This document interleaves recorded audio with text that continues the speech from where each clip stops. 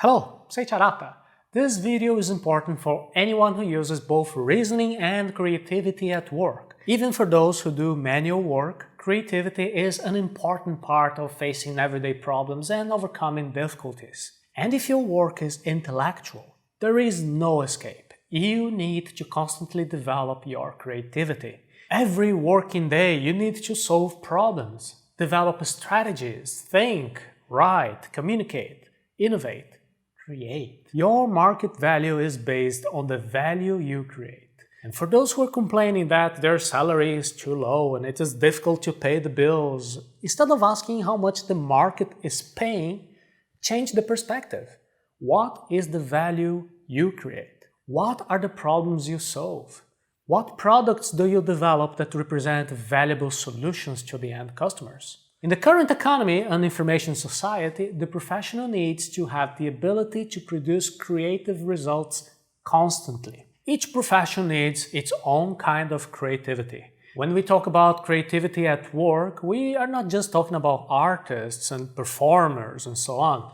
Today, all professions require a different type of reasoning, and the more technology advances, the greater the need to be differentiated, because the artificial intelligence is already taking many jobs and will continue displacing more and more people who cannot distinguish themselves. It is no longer enough to show up at the factory and merely perform repetitive manual work without thinking critically and independently. It used to be sufficient to follow a certain pre-established routine and stay the minimum number of hours. We were once selling our hours of manual labor, and today we sell solutions, we sell our creativity. Our workforce is qualified intellectuals, and no one wants to hear the excuse that we were lacking inspiration. Creativity is one of the bases to increase your market value. And to manifest this creativity, we need good ideas. And there is a whole long discussion I'd like to have with you about the importance of implementing ideas. And that's for videos in the future. Today, we're focusing on your creativity. More specifically, let's talk about the greatest enemy of creativity. Fear stifles creativity. In childhood, we risked more. We were more daring. We were less afraid of unleashing our creativity. And what fears arise in our adult life? The fear of being wrong, the fear of being rejected by others, fear of others' opinions, the fear of hurting our ego.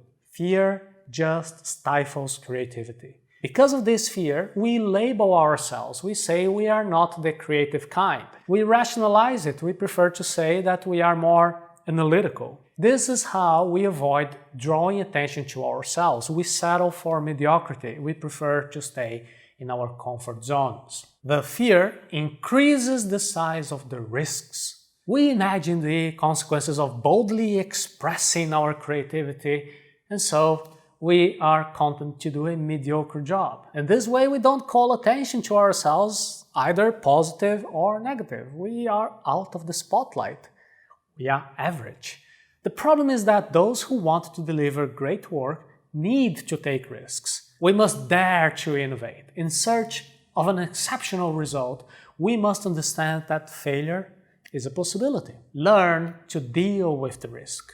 Risk exists everywhere and in every choice. Some risks are perceived irrationally. The risk that I will die when an automatic soda vending machine falls on me is greater than the risk of being eaten by a shark. Nonetheless, more people fear sharks than soda machines. In other words, our perception of risk is not always based on objective or statistical calculations, but on the stories we tell ourselves. The risk in daring to turn on my creativity can create scenarios where I am perceived as inadequate or even a failure. Maybe my friends will abandon me. What if I never get another job and my reputation is tarnished forever? These catastrophic scenarios can become pathological, and professional help may even be needed to handle the risk aversion. For most of us, we need just a little thought. Think about the opportunity cost, which is a concept that we teach in our finance courses.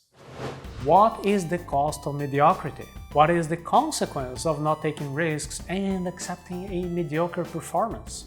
What will happen if you fail to seek innovation in your work? In what areas of your life is the fear of failure causing you to decrease your creative engagement? What opportunities to boldly apply your creativity have you let slip by? What are the exaggerated imaginary risks that have fueled your fear? What are you afraid of? Leave the comments below this video. Oh, and one personal message. Whenever you have any question that you would like us to answer you, please use our official channel of communication by going to arata.se/contact. Never write questions in the video comments because Arata Academy has a lean team. We cannot unfortunately monitor all different types of social media. Our commitment is, yes indeed, to answer you as long as you help us by using our official communication channel, which is arata.se/contact. And also, if you are long-time members of our community, please also take the opportunity to help other people.